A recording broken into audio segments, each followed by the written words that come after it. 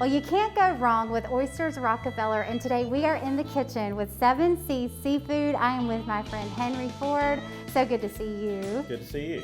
So once folks have picked up their oysters at 7C Seafood, this is an easy dish that anyone can make. And y'all, it is super impressive to see something like this at a gathering, wouldn't you say? Oh, absolutely, and it's only a very few ingredients, very simple, easy to do at home yourself.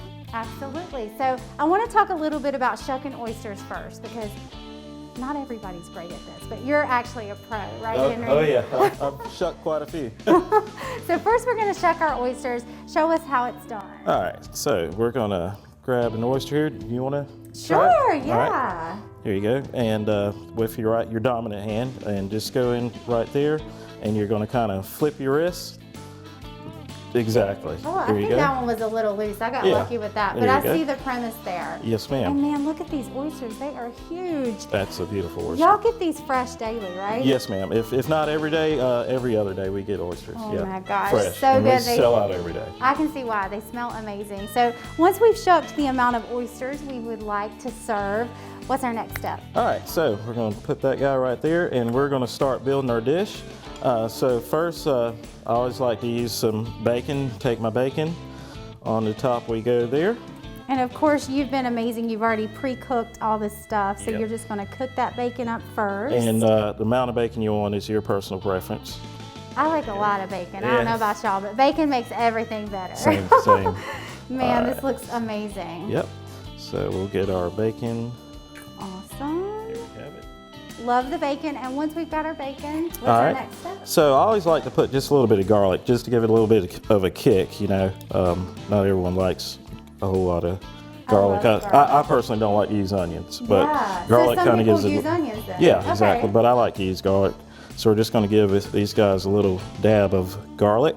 So this is a nice little secret that we can keep in mind.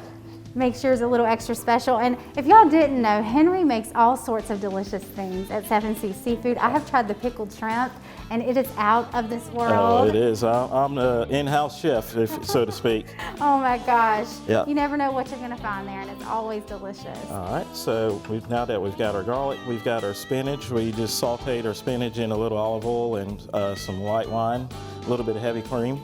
And we're just going to take our spinach, and we're going to go on top. And that's an easy process too, right, Henry? Very simple. It literally takes only 5 minutes to saute the spinach. Oh man, yum. So we've got our spinach. Yep, spinach, and we're going to come in with the hit, little Parmesan cheese. Ooh. And we're going to sprinkle that on top. You can go heavy if you like. And this is just going to melt down on top of that. Everything's going to melt down and marry together. So good. Yep. Parmesan cheese. Looking good. I love it. I love it. Oh my gosh, I'm so hungry now just looking at it. And from there we go to the broiler. All right, so that's it. That's it. Man. Easy peasy. Man, that was real time, so easy. Oh yeah. So you've got the oven preheated at what temperature? 400. 400 degrees, and how long are we going to cook We're going to go in the oven for about maybe 5 to 6 minutes, just until the cheese is melted and your oysters are cooked. You can go a little bit longer if you like, but I don't like my oysters overcooked, so you're just going to get a nice juicy mouthful of oyster. Just a mouthful of goodness. Awesome, Henry. Let's let these things cook, and then I cannot wait to taste them. Yes, ma'am.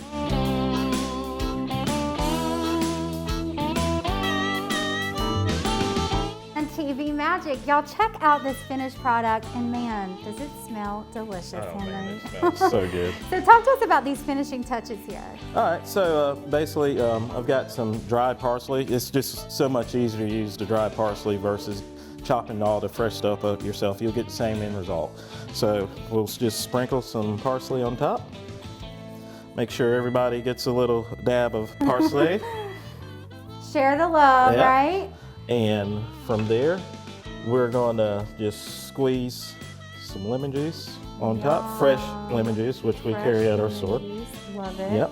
Yeah, and you guys really have everything there at 7C Seafood. Anything you need to prepare this dish, and maybe even serve with this dish too. So it's kind of a one-stop shop, which I love. One-stop party shop. We even have wine. I love it. Oh my gosh, this looks so good.